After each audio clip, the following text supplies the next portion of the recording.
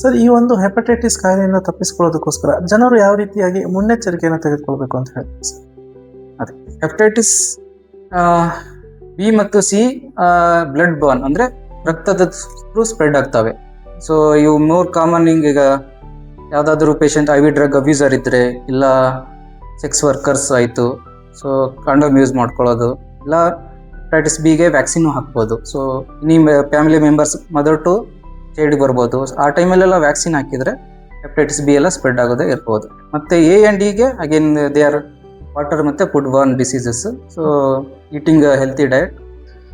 Sir, ಈ ಒಂದು hepatitis ಕಾಯಿಲೆಗೆ ಸಮಯಕ್ಕೆ ಸರಿಯಾಗಿ ಚಿಕಿತ್ಸೆಯನ್ನು ಪಡೆದೇ ಇದ್ರೆ ಯಾವ ರೀತಿ ಗಂಭೀರ ಪರಿಣಾಮವನ್ನು ಒಬ್ಬ ರೋಗಿ ಎದುರಿಸಬಹುದು ಅಂತ ಹೇಳಿ? ಅದೇ ಎಲ್ಲ ಹೆಪಟೈಟಿಸ್ಗೂ ಮಾನಿಟರಿಂಗ್ ಈಸ್ ಇಂಪಾರ್ಟೆಂಟ್.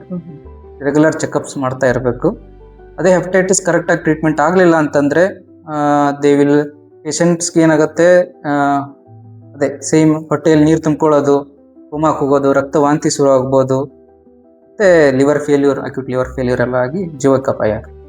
ಸರ್, ಈಗ ನೀವು ಪರೀಕ್ಷೆಗಳು ಅಂತ ಹೇಳಿದ್ರೆ ಯಾವ್ಯಾವ ರೀತಿಯ ಪರೀಕ್ಷೆಗಳನ್ನು ಒಬ್ಬ ರೋಗಿ ಮಾಡಿಸ್ಕೋಬೇಕಾಗುತ್ತೆ ಸರ್, ಈ ಹೆಪಟೈಟಿಸ್ ಬಂದಿದೆ ಅನ್ನೋದನ್ನ ಖಚಿತಪಡಿಸ್ಕೊಳ್ಬೇಕಾದ್ರೆ? ಫಸ್ಟ್ ಆಫ್ ಆಲ್ ನಿಮಗೆ ಲಿವರ್ ಫಂಕ್ಷನ್ ಟೆಸ್ಟ್ ಅಂತ ಮಾಡ್ತೀವಿ.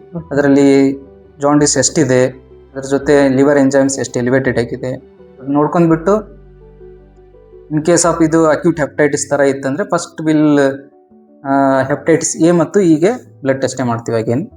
ಅದರಲ್ಲಿ ಇಲ್ಲ ಇದು ಕ್ರೋನಿಕ್ ಹೆಪಟೈಟಿಸ್ ಥರ ಇದೆ ಇದ್ರೆ ಹೆಪಟೈಟಿಸ್ ಬಿ ಮತ್ತು ಸಿಗೆ ವೈರಸ್ ಲೋಡ್ ಎಲ್ಲ ಚೆಕ್ ಮಾಡ್ತೀವಿ. ಅದ್ರ ಜೊತೆ ಅಲ್ಟ್ರಾಸೌಂಡು ಅಬ್ಡಮನ್ ಮಾಡಿಬಿಟ್ಟು ಅದು ಲಿವರ್ ಎಷ್ಟು ಡ್ಯಾಮೇಜ್ ಇದೆ, ಹೊಟ್ಟೆಯಲ್ಲಿ ನೀರು ತುಂಬೈತಾ